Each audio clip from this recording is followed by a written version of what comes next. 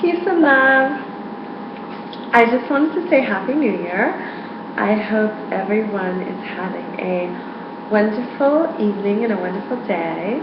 And New Year's is an interesting time because it gives us all time to reflect on our past. It gives us time to reflect on our past year and on our future. So New Year's Eve, we kind of say goodbye to the old and hello to the new. And a lot of us are starting new beginnings. It's 2013. We made it through 2112. Oh, wow. I think most of us did anyway. This is like a time of a big shift. Some of us move, some of us end relationships, some of us start new relationships. Whatever's happening in your life, you have to follow the path of least resistance. So follow the path that the universe shows you. So when the universe shows you chaos and pain, avoid it. We pay for the mistakes we made in our lives, with our life, with our time. So sometimes relationships can be similar to being in prison. So I say that I was happily married, but I was happily married to the wrong person. I really enjoyed being married, but I made a mistake and I married the wrong person. And that cost me 14 years of my life. And a lot of people are in relationships that aren't really healthy. And you pay for it with your life, because unless you're living in your truth, you're not being sincere to anyone and you're not being fair to yourself. And you have to love yourself more than anyone would ever love you, to make sure that nobody will ever hurt you. And a lot of us stay in bad relationships because we want to be loved and we want to be accepted and cherished. And we want to try to make it work out, and especially because we're married. And especially if we're brought up in a world that marriage isn't really authentic anymore, and neither are real relationships, because the minute that you can't talk about your relationship, there's something wrong in your life.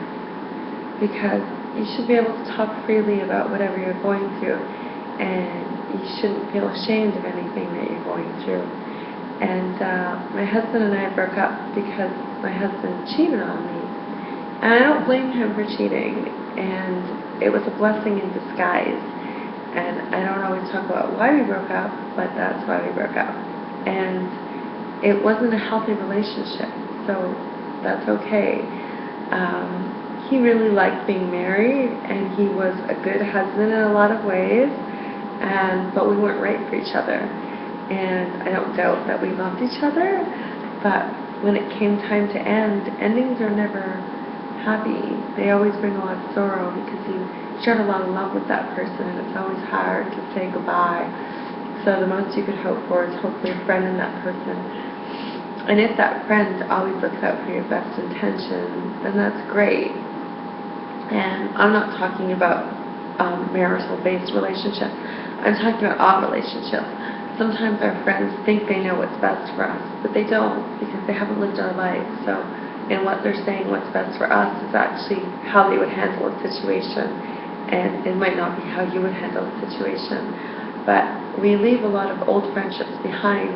In every new year, a lot of us clean house. We say goodbye to old friendships and old relationships, and we look forward to new beginnings. So I want everyone to bless everyone that's been in their life, and to be grateful to everyone that's been in their life, and cherish the moments of happiness, and look forward to new happiness with new people and new friendships, because the minute that you allow someone out of your life, you allow space in your life for people that belong in your life, because sometimes people end up in our lives that don't actually belong there. And it's kind of like a mosquito or a fruit fly on the fly. They don't live very long. But us as humans, we have these bad relationships for much longer than they need to be there. But it's because we have like our own issues with attachment and love, and we relate love and attachment to each other when really love is unconditional and love should be free, like a bird flying away, and a puppy that needs to be free. There's a little puppy, and she is wishing everybody Happy New Year.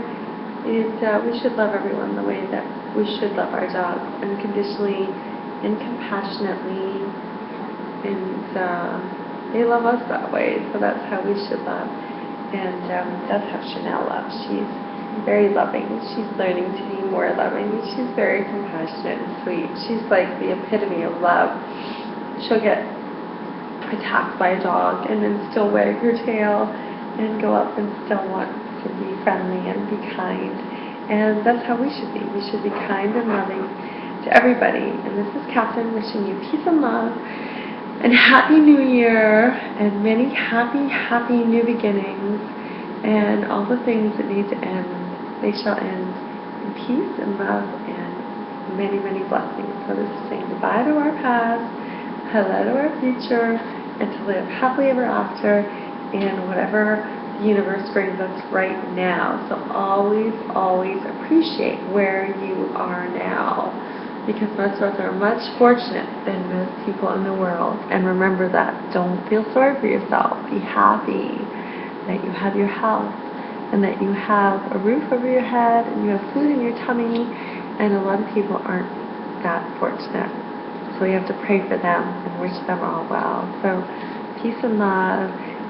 V is also for victory and veganism, so maybe we shall give up meat in the new year, because I know I did a while ago. So this is peace, love, and victory for veganism. Much happiness. Bye.